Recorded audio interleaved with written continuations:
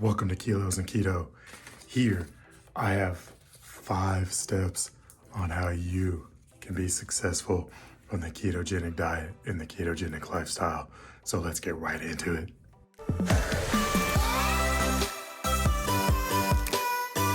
All right, so the first step is to be mentally prepared for this lifestyle. A lot of times, people like ourselves, bigger people, we are all guilty of saying, I just need that person to push me. I just need that person to do something. No, that right there is already the wrong mentality to have. Okay, you need to be able to adopt the mindset yourself. That way you can go through and be successful on your own. There's not always going to be someone there. And if they are there, they're not going to be free. You have to develop that mindset of, I can do this. I'm going to be successful. We also have to be okay with being uncomfortable. You have to choose your hard. Being overweight is hard. Pricking your finger to check your glucose every day is hard. Sticking yourself with your insulin pen or your insulin needle is hard. You know, feeling that cold insulin hit you hurts and it's hard. So you have to choose your hard, okay? Well, you're going to have to be comfortable with being uncomfortable. You're going to be hungry. You're going to have those cravings. You're going to be changing your lifestyle. But if you can successfully get through that uncomfortableness, you're going to be massively successful.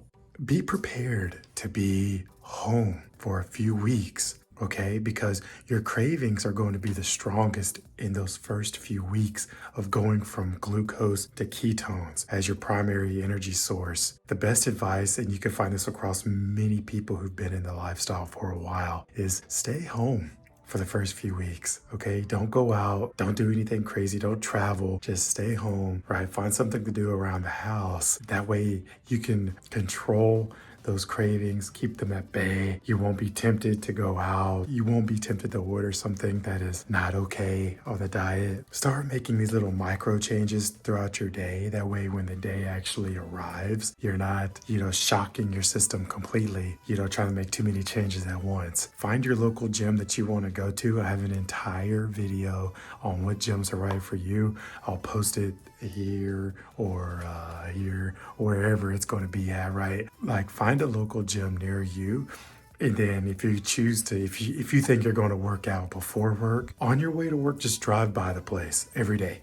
You don't have to stop. You don't have to get out of your car. You don't even have to park. You just have to drive by. Just that way in the mornings, you get used to just going that way. And then as time goes on, you can park for a few seconds, park for a few minutes, get out, actually go in, but start making these little micro changes. The first change I suggest is just going that way. If it's easier to go through the parking lot, go through it. If it's easier just to drive by it, drive by it. Either way, just get up a little earlier to get used to that and then drive by it before work. Now, if it's after work, just go by after work. Like I said, you don't have to stop. You just have to drive by. Just make these little micro changes. That way, when the time comes, it's already ingrained in your pattern. When I have a client, they don't even get a gym membership into the first 6 months of being in the ketogenic diet.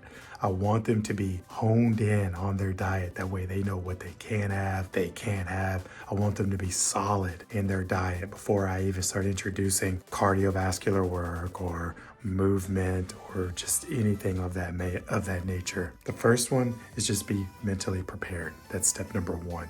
Number 2, be physically prepared. This is going to be a little bit harder for the parents out there with younger children. Purge your house or your living space, of any junk food. If you have small children and you feel like you're not able to do that, there's actually a guy, his name is Logan. He's Goody Beats on social media. That's his social media handle. He has his children on keto, I believe. So it's possible, but if you're not comfortable with that, invest in what they call a fridge locker. Sit there, and if your spouse is not doing the diet, have them have the code to the fridge locker. If your children are old enough to remember what the combination is, give them the combination. If you can't get the junk food out of the house, you're making it less accessible. Or if your spouse is not on the journey with you, let them have the combination and just put all of the junk food that your children may or may not eat into that fridge locker, and then just lock it up, and then just know you're not going to be able to have it. All right. And I don't think they're that expensive. I think they're like 20, 30 bucks depending on the size. Okay.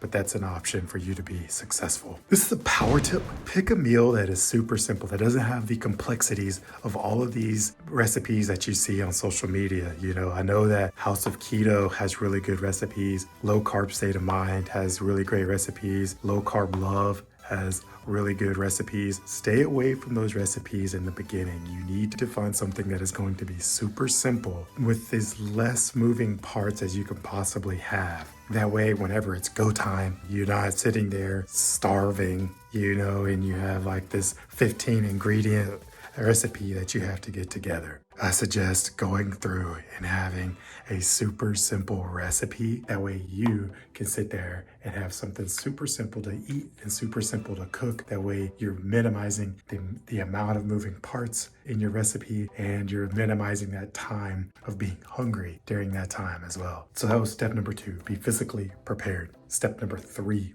is make a plan. How is your day going to look? All right, I'll post in the video some screenshots of my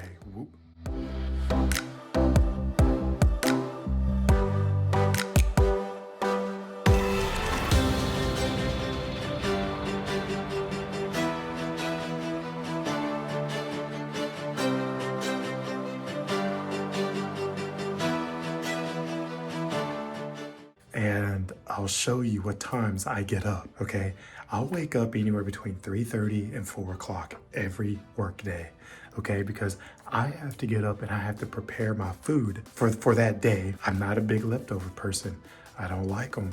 So it's really hard for me to go through and eat something that's cooked the day prior. So I have made the decision that I have to wake up 3-4 hours earlier. That way I can cook. That way I can make the drive to the gym, work out, get to work. Okay, that's just me. For you, it might look something completely different. Make a plan. Practice logging your food. Now this right here, you're not needing extra precise. You just need to be getting used to logging it. I use MyFitnessPal. I've been using MyFitnessPal since 2011, 2012, right? I've been using them for a long time to log my food, but it's still a great app to use, super simple. There are a few other ones out there, but just practice logging your food, weighing your food, getting used to weighing your food.